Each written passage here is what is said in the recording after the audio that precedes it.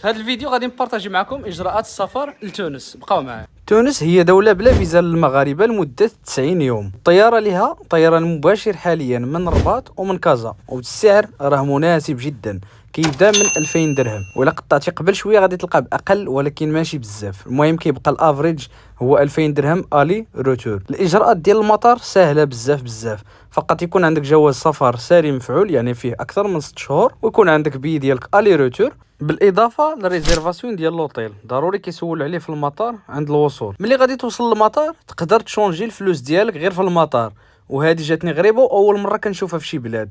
غالبا كنعرفوا ان البلدان تيكون فيها الطو الشونج في المطار غالي، ولكن في تونس راه الطو ديال الشونج بحالو بحال لا برا، تقدر تصرف غير فلوس غير في المطار، ومن بعد منها غادي تخرج لبرا باش تمشي للبلاكه ديال الطوبيس اللي غادي تديك للمدينه، وغير بدينار واحد اللي هي 3 دراهم. هاد الطوبيس كيبدا من 6 ديال الصباح حتى ل 9 قل ربع ديال الليل، وكما كتشوفوا الطوبيس نقي وزويون، وغادي يوصلك لوسط المدينه في ظرف ديال 15 دقيقه او اقل. مرحبا بكم في تونس، واي معلومه بغيتوها خلوها لنا في الكومنتير، وما تنساوش لايك وبارطاجي.